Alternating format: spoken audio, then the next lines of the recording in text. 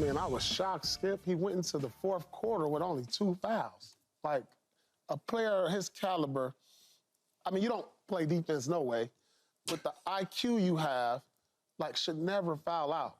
Like, to pick up 4 in 1 quarter, that just shows me that there was a frustration built up somehow from just the game and lack of focus, because I just something you never hear of from a caliber of player like Luka Dončić. So, I mean, at that point, when he had his 5th foul, like, you're trying to take a charge, and we all know how charges go. They're 50-50 calls. It's all on the ref's judgment. But this one here was clearly a foul. It was. He never got his body in front of him. Yep. And then you fall a whole different direction, and Jalen's going one way, and it's kind of like you got the knee out and shoulder. And so you shouldn't put yourself in those positions when you know your team needs you and you got 5 fouls already. But clearly, the game plan, and it finally worked. You know, not that it didn't work before. It was like the game plan, let's attack Luka. And on many occasions like that, when you throw ahead and you see Luka in front of you, Jaylen Brown knew from that, just go at it. Just make him slide his feet. You can go by him. And they put him in a bad spot. And so the fourth quarter, that's all they did. And it was just lack of focus. I mean, because, I was shocked. 2 fouls, fourth quarter, biggest quarter of your career. Yep. And you get 4 fouls with 4 minutes to go and foul out. I was very disappointed. Explain something to me, Paul. Help educate me, because when I hear, and a lot of people in basketball in particular say, high IQ, high IQ. What does that mean? That means if you know you got 5 fouls, Keyshawn, and you got Jaylen Brown coming at you full steam, you let him go and let the next man pick him up. So, and the reason I ask you that is because high IQs mean smart to me. Yeah. That's what it means, right, Skip? I mean, it doesn't mean dumb things that you do. But he let the frustration build up. We talk about 4 and 5, the fouls that he got, 5 and 6. 5 and 6. But we don't talk about 3 and 4. That's dumb. That ain't high IQ, because the frustration sets in. All of a sudden, you decide, oh, I'm going to get this 3rd foul because I'm frustrated, even though I don't get the rebound. Derek White now has the ball, so I'm just going to swipe at him because I'm frustrated. That's not smart. That's not high IQ. People with high IQs, I don't see do that. Or I don't normally play defense and straight up with somebody. They going to blow past me, so now all of a sudden I'm going to get a foul on play picture because I'm going to wrap around, so I'm going to get 4. Now you start talking about if you don't get 3 and 4, you won't be no 5 and 6. Yep. It started at 3 and 4, doing dumb stuff at 3 and 4. If you got this high IQ and you so smart, you should know I can't do that. Right. I cannot do that. I'm the leader of the team. I'm the one that's supposed to save the franchise. I'm the one that's supposed to bring the 2nd championship to the franchise. And if I'm not on the floor, then we're gonna be in the minus category. To me, that's high IQ. And then when you talk about basketball, we all know that he does not play defense, that you're just not a defensive guy. That's okay. You got your role. Your role is to play offense, score points, pass the ball, rebound when you can. But when you put yourself in a position, like Paul's talking about, with Jaylen Brown coming up the floor after you just got your 5th foul, you all of a sudden go look for a charge to play hero ball. Now you're going to play hero ball. That's not a high IQ to me. Let that man go on by. You ain't going to stop him any damn way. Because you're not fast enough. Even if you decided to engage and try to impede his progress, you're not fast enough. Your feet aren't fast enough, quick enough to move out the damn way. So why would you even put yourself in that position to do such a thing? Maybe he's thinking, hey, I did this in game 1, and I got the foul at the half court, so maybe I could do it again. And it didn't work out for him. Now, all of a sudden, you're going to force your authority on the head coach and say, hey, man, challenge that. It's too late. Now you challenge it when they ain't got another challenge when they needed it to have it on the Drew Holiday foul.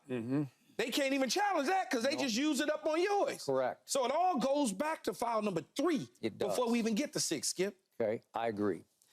To frame this before I launch on it, The book on Luka since day one that he stepped on an NBA floor was he plays no defense. And I hark back to a game you might or might not remember. There was a classic game back in 2019, early in the season, November at Dallas. Your Los Angeles Lakers featuring LeBron James went to the wire. Danny Green made a corner three on a kick out from LeBron to tie the game, and then they won it. But Danny Green made the shot of shots.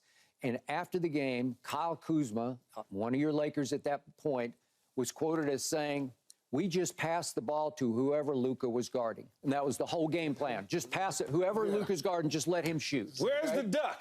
Okay, there you go. There's the duck. Okay, so this has been going on for a long, long time, but somehow Luka, despite that reputation in that book on him, he just keeps making first-team All-NBA, first-team All-NBA. What is it, 5 years in a row? Okay, I'm just telling you, this is what's been happening. Last night, I saw it different than you guys did.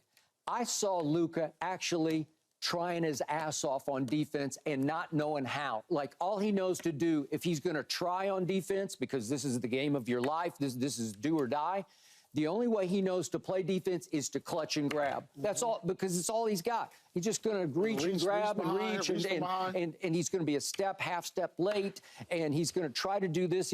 At least he was trying and failing miserably because he was actually less of a liability when he just tried to hide and didn't really give any effort and rested on defense. That's what he usually does. He just rests. But the problem with that, though, Skip, from my eyes, is it's harder to rest on defense because they got so many multiple guys that can knock with down these shots. guys, you are correct. This ain't Minnesota when you and Rudy Gobert can talk about what y'all gonna eat for dinner. Yeah, no, I understand, but they have somehow gotten away with it because he's been a lot better on offense. And this is tribute to your defense. He hasn't been up against this defense, even though Minnesota's was the #1 defense. He had a much easier time against it than he's having against your 2 perimeter defenders. And you can make a case those 2 are the best defensive guards combo I don't know that we've ever seen. But the problem with that is if you bring Michael Jordan in as a 2 guard and you throw in Scottie Pippen as some sort of perimeter player and Ron Harper's in that mix too. Now it's like, stop, man, because that's a whole different ball game that you're playing. No doubt. But these are 2 pure guards. They're just like point guards. Who did y'all have? Y'all had Rondo and who? Right.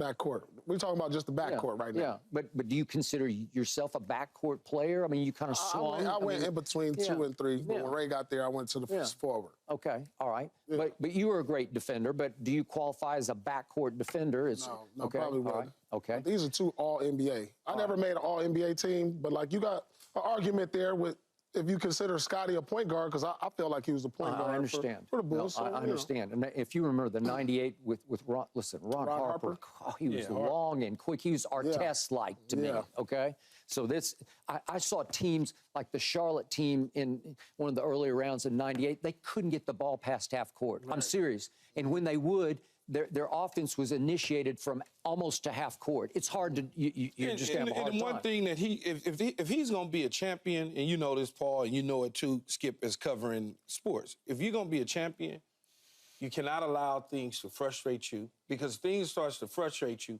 you learn, and you stop making excuses. You go out there, you play, and whatever happens, happens. Yeah. But if he doesn't stop that, he'll never win a championship. Okay. And to because your his point, focus is on the wrong place. You don't think he just rubs the refs raw after a while? Well, yeah, after a while, yeah, because they don't want to hear it. So it's background music. Were they calling it a little close on him on defense? No. I mean, look at the fouls. We can examine any of them. Let's do that, because we got him. Let's look. Floor, except it was flipped. It was going the other way. Not quick enough to get out the way. Set you or out the way. Set. You know, or out of the way, whichever way you want to do it. But he wanted to take the charge, and he was half steps late, and so he's got to do it with his knee, and you can't move your knee out. Because if they're not going to give it to you. If I get up on Paul and I plant my foot up on Paul, I'm quick enough to olay and get going. Man, you can go on by me. He's not. He made a mistake. His as we like to call it in football, he had gravy boots, very heavy, could not move. Mm-hmm. That is true. Paul Pierce, how many times do you think Jason Kidd has pulled him aside or sat him down and said something about, you just got to calm it down a little bit with the referees, especially at home. You're just antagonizing. They all have multiple times within the organization. I'm sure, I mean, not just Jay Kidd. Not just Jay Kidd. Nico and everybody. Family and friends, maybe his girlfriend, maybe like everybody who's, because this has been a reputation for too long. And at some point, they said this year he's been better, actually. But then, boy, that wasn't better. I told you, you got to. If you go back and you just look at all of his home games, you start reverting back to old ways now when the playoffs come. And as the deeper you get in the playoffs, because there was talk about, hey, he's gotten better this year, but he hasn't been. And once he got into the pressure situation, okay, so you scream at the refs every 3 minutes instead of every minute. No, I mean, it's just that now you're in a pressurized situation of the playoffs. The playoffs can cause you to revert back to old habits. Absolutely. You know what I'm saying? Because now the stakes are higher. Yeah. And then you forget. But then you But see, that goes back to my IQ. That goes back. You ain't forgetting. Michael Jordan ain't forgetting. Kobe Bryant ain't forgetting. People that we LBJ, he ain't Paul Pierce, they not forgetting. If you got this high basketball IQ, football IQ, there's nothing that's going to get in the way that's going to cost your team if you got a high IQ. Yeah. How many times have we seen guys do something silly that cost the team because they get frustrated? Okay.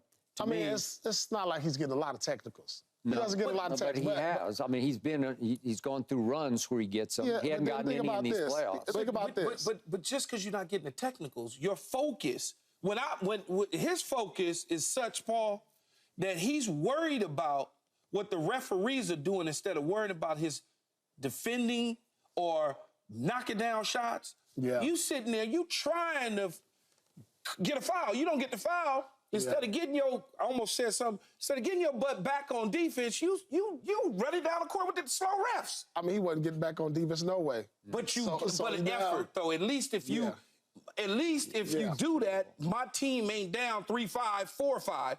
It's 5-on-5. We running down the court. That is true. That's all I'm saying. So, Keyshawn, to me, there's a difference between high IQ and genius, like creative genius. Luka's got creative offensive genius on shot creating, because I've never seen anybody create shots the way he does. But that's really different because, as you know, a genius can be completely scatterbrained and wacky, and he gets that way. But high IQ means you're always in charge. You're in command. You know you get the perspective. You got the big picture in mind. Absolutely. That's just pure smart. Absolutely. Okay. All right. That's not Luka. I don't feel that from Luka. That's why I asked Paul the initial question is, what is a high IQ in basketball? Because for me, it's the guys like the Pauls, the LBJs. You know, those guys are the ones that I look at and go, oh, they smart. Yeah. They don't do things that cost the team. Yeah, because with Luka as the initiator of the offense, the orchestrator, I don't consider him smart in the big picture, because somebody will come off the bench with a hot hand, like Dante Exum had a great dunk on Jason Tatum last night, played like 2 minutes. That's the only shot he took. Well, I'd like to see Dante Exum get a couple more touches, and Magic Johnson's going to say, you know what, I'm going to make sure. I'm going to make sure. I'm going to make sure. But Luka's like, no, I got this. You know, I got this, right? Well, look, man, he got to change. I think personally, and we can get to this later, he has to change the way he plays on the offensive end. Thanks for watching, Undisputed fans. Do you want more highlights from the show? Make sure to click that subscribe button for all the exclusive content from Undisputed.